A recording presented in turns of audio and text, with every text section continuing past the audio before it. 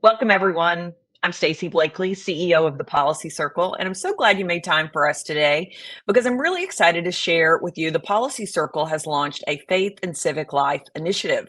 This is really to address the important role that faith plays in civic leadership, policymaking, and really building cohesive and healthy communities.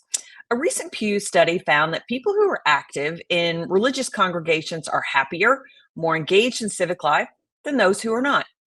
In addition, faith based organizations affect the lives of millions of people, and they're really uniquely positioned to have the social capital to solve local problems. Yet, we find that faith is largely absent from policy conversations and policy debates. So, we've launched this initiative with a few components. First, we have a brand new policy circle brief.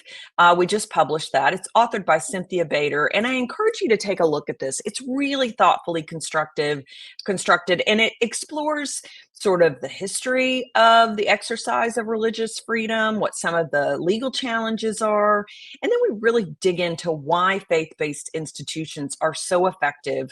And really, lastly, how do you integrate your values, your faith into your public and civic life?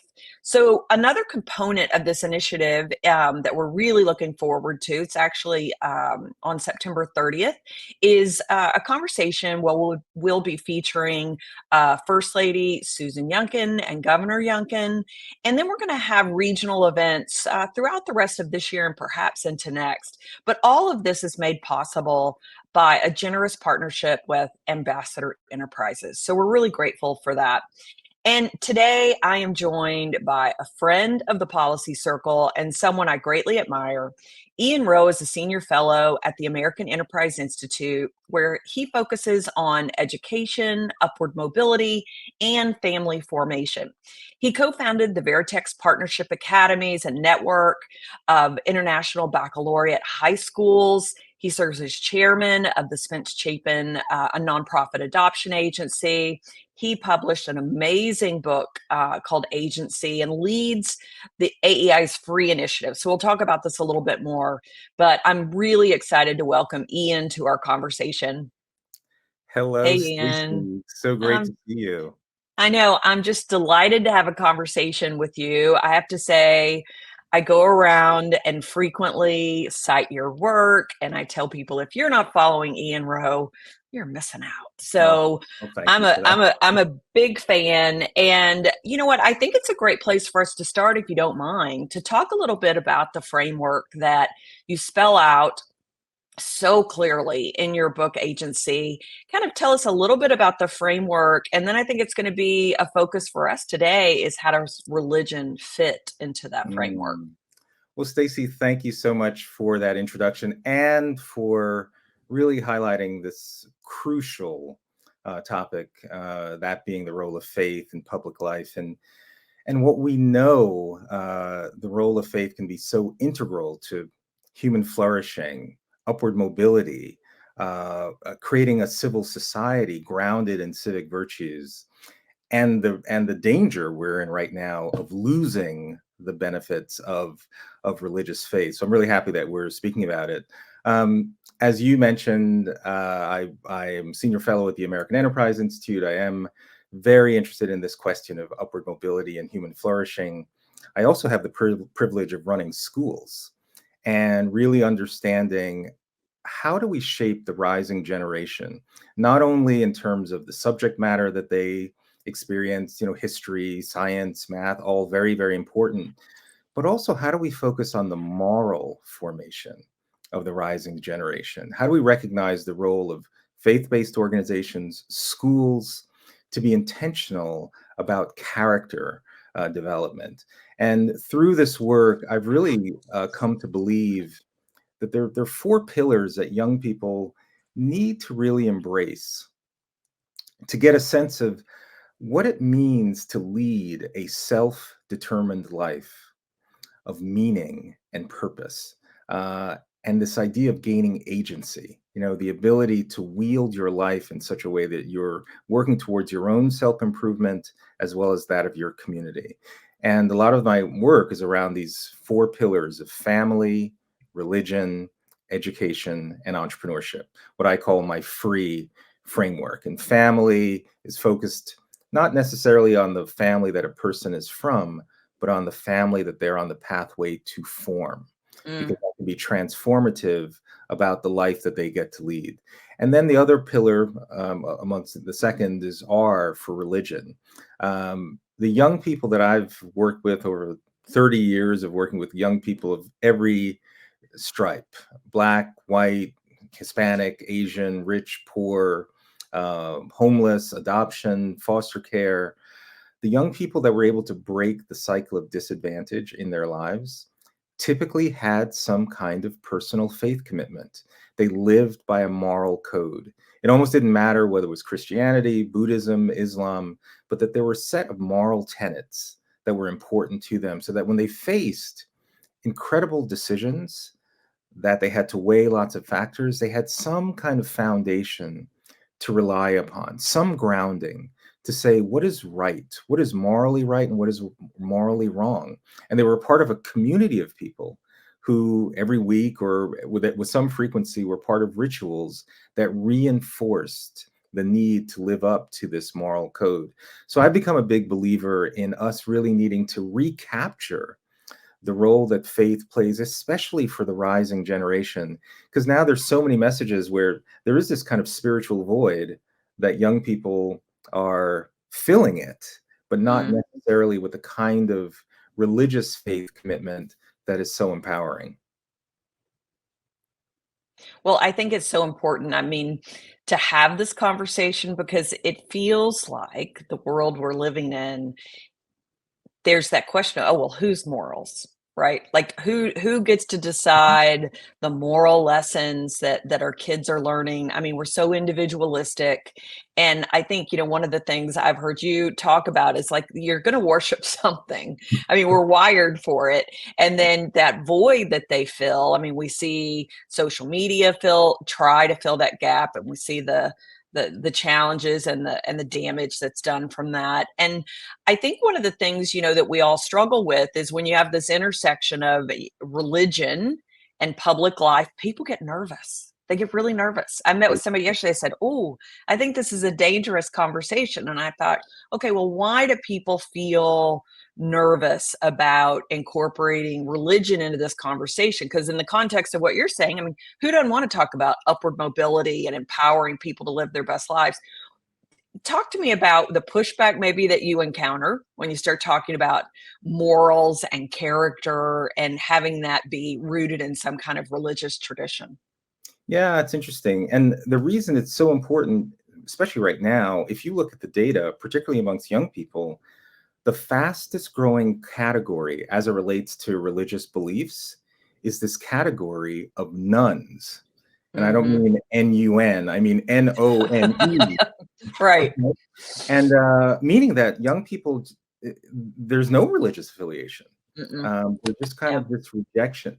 They might say, "Well, I'm spiritual, but not religious." There's this particular sort of antipathy to this idea of religion and the spiritual void. It is being filled. I mean, there's a great book, John McWhorter writes about it, Woke Racism, where a lot of these sort of typically progressive ideologies are feeding what would have normally been an embrace of more traditional religion.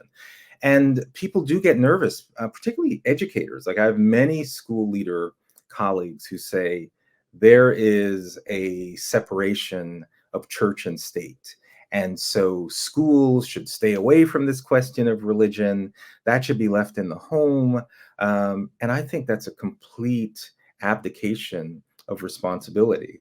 As a school leader, someone who is running, a network of schools and have done so since 2010, if you're interacting with children every day, you are in the moral formation business, Mm. period. If you then say, well, we can't talk about morals, we can't talk about religious principles, that's not our job, you are helping to create a void for which kids are going to fill it with something. They're going Yeah. to fill it with ideas that they may got on TikTok or social media or their friends and it used to be that the values upon which were transferred from one generation to the next could be passed down within your family or through religious faith. But unfortunately, right now, with the increasing sort of fractures of family, with the reduction in religiosity, there's more and more emphasis that schools need to play a role in this moral formation.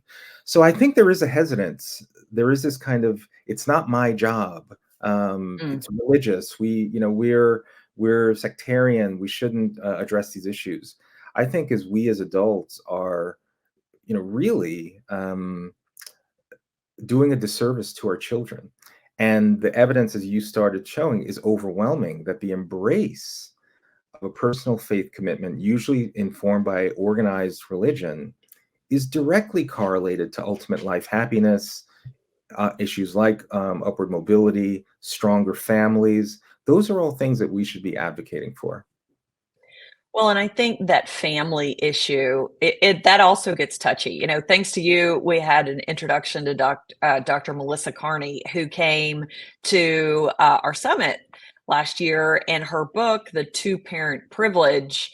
Well, that really raises some eyebrows, and immediately people feel judged if they don't have a two-parent household. And she's like, "Look, I'm just digging into the data." And I'd love for you to kind of help us connect the dots between religious institutions and social norms that were really developed, through historically your religious institutions, and Sure. how that translates to what we see as a breakdown of that two-parent family, and then you see the outcome of that, I think, Every day. consistently. Every day in schools. Yeah, Melissa Kearney's book, Two-Parent Privilege. We live in a time where everything's a privilege. Your skin color is a privilege. Your gender is a privilege, or lack of privilege. The nice thing about what she did was she highlighted the most important privilege, particularly as it relates to kids. Having two parents in a healthy, married, two-parent household um, is by far has greater relevance over race, class, any of these factors that are obsessed over in terms of really determining what are the likely positive outcomes for that child. Now, it has to be said, of course, just because a child is born in a single parent household, that doesn't mean that their life Mhm. is doomed for failure, nor does it mean if you're born into a married two-parent household, is your life, just nirvana. Right, right. But the data is overwhelming that the conditions for human flourishing for a child are far greater in a healthy, married, two-parent household. And I see this every day in running schools. And we have the highest of expectations for every kid in our classroom, regardless of the family structure that they're from. But we cannot be honest and not say we don't see kids who are their effort to climb that pole of the American dream is not harder when they are in challenging situations where they're what's typically single parenthood, low income, potentially domestic violence, all of these things that are far more correlated to single parent households than they are to married two parent households.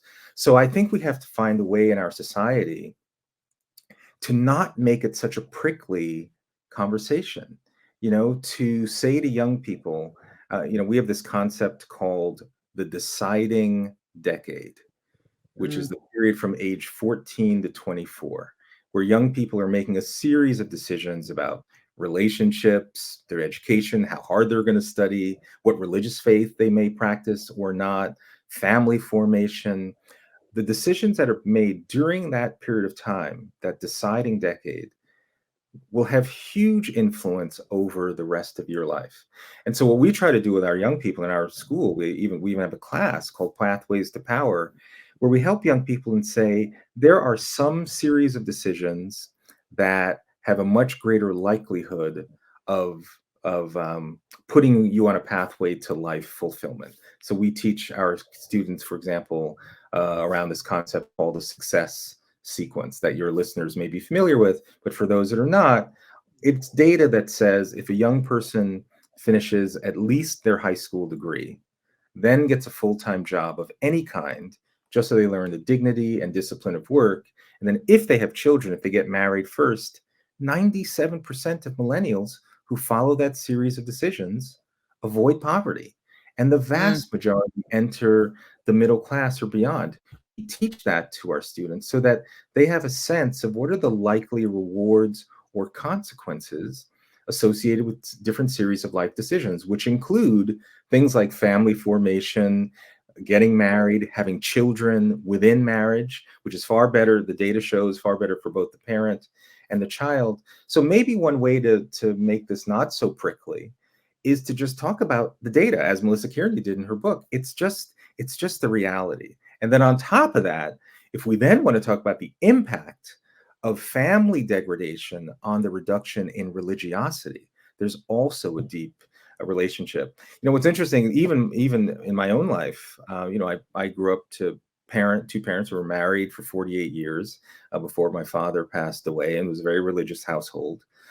In my young adult years when I was single, I didn't go to church as much as I did, my fun time in New York.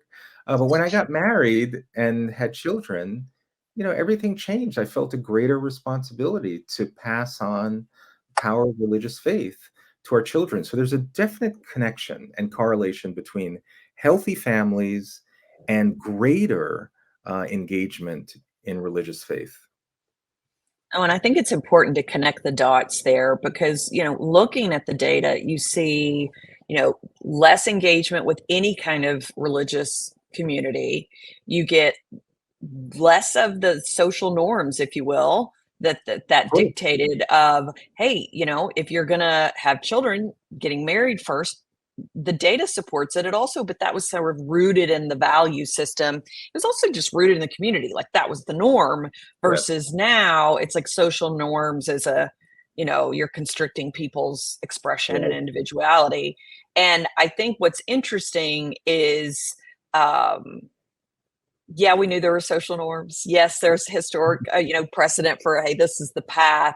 But then now you and the work that so many of your peers have done is like, okay, if you don't want any arguments about social norms and you don't care about religion, just look at the data, Exactly.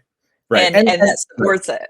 Yeah, and we shouldn't completely abandon the moral component of this, but if that somehow makes people queasy, then the data is sufficient. I mean, one thing I'd like to say about even the schools that we lead, this idea that if you're engaging with kids, you're in the moral formation business, which means you have to be intentional about it, right? If we want a civil society, then we need kids, young people who also have a sense of internal civic virtue. Mm, So in our case, our school, our high school, is organized around the four cardinal virtues: courage, justice, temperance, and wisdom. And the cardinal virtues, the word cardinal comes from the Latin root cardo, which means hinge. So mm. all character-based strengths that we care about, optimism, gratitude, perseverance, determination, all of those emanate from these four cardinal virtues of courage, justice, temperance, and wisdom. So we've organized our entire school around these virtues in such a way that we even have what we call I statements. So for courage, our students, if you ever come visit our school, our students say, I reject victimhood and boldly persevere, even in times of uncertainty and struggle. Or temperance, I lead my life with self discipline because I am responsible for my learning and my behavior. Justice, I uphold our common humanity because I honor the inherent dignity of each individual. These are powerful words because if the idea that every young person has embraced these individual civic virtues, then as a collective, as a society, we have a society governed by these same virtues. And that is the goal in many ways, and the role that religion has played historically, and I think we should be striving to achieve that again.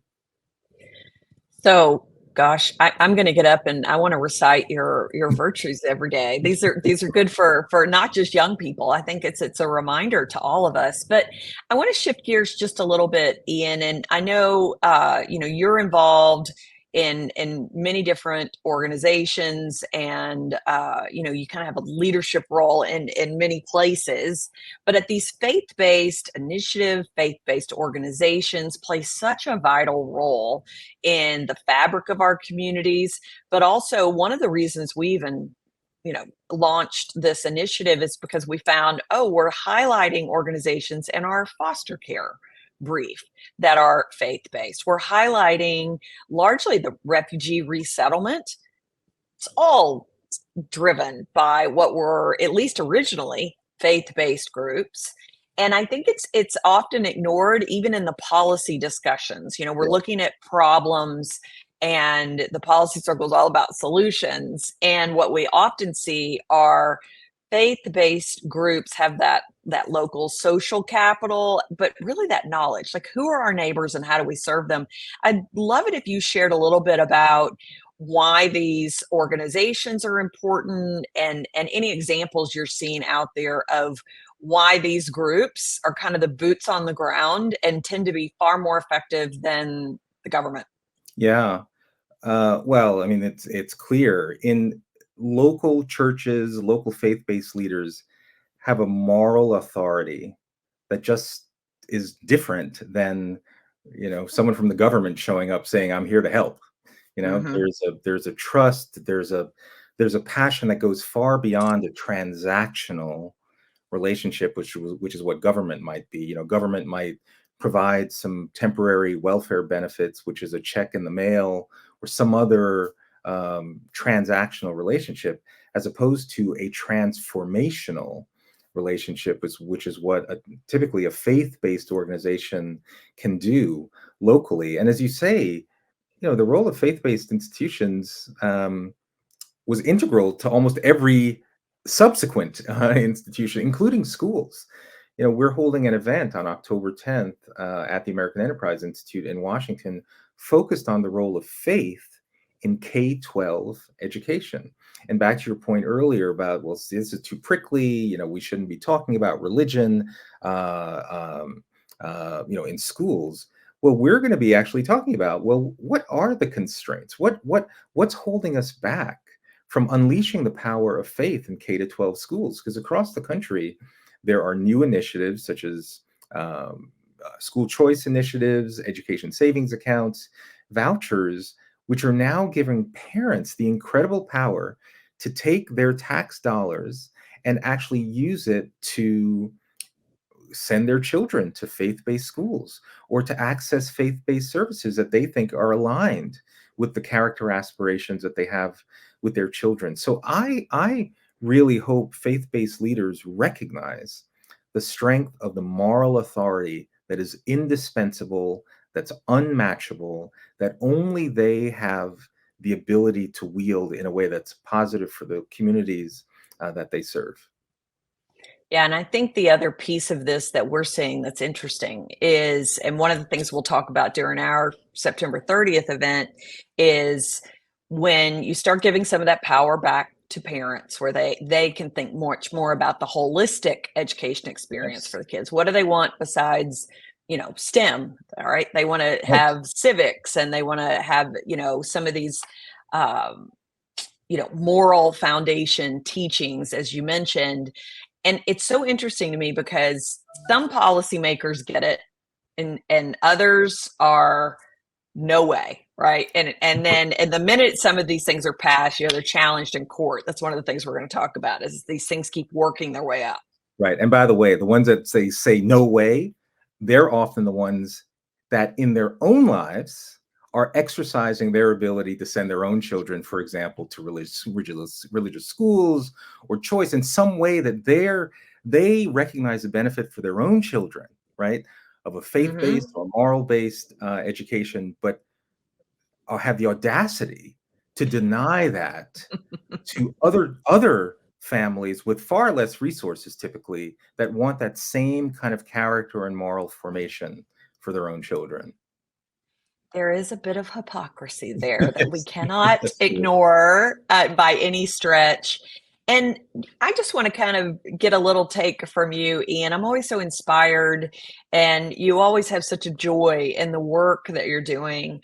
How do you integrate faith into your work? Obviously, it's a big part of your schools, but in all the things that you're doing, and really, when you start looking at, okay, well, how can the work that I'm doing shape public policy? How can I change the public debate? And how can we kind of get to a place where people aren't so nervous about the word social norms or moral formation? How does this work for you? And perhaps what advice would you give to our community about how they can live out their values in a way that is it's inclusive, right? They're not out there saying my way is the only way, but they're doing it in a way that sets an example. Yeah. Well, one of the things I really try to do is to ground this in our common humanity. And what I think we all really believe is that we want the best for our kids. We want human flourishing for as many people as possible. So one of the things I try to do is it sounds like what you're trying to do in both the brief and on September 30th, which is to highlight those folks that are using religious faith to create better outcomes. So for example, one of the organizations you're highlighting is Black Pastors United for Education. Pastor Josh Robertson, an incredible man who saw this huge need in his community, um, which is, in the Pennsylvania region, that more kids are suffering and not having high quality educational choice. And so he's translated his moral voice of being representative of many Black pastors. He's gone to the legislature, and they've created a piece of legislation that really has the potential to transform opportunities for hundreds of thousands of students in his state across race. And I think most people would look at what he's doing, even the most cynical, and say, that's not someone who's somehow trying to, abuse the system or take advantage of children.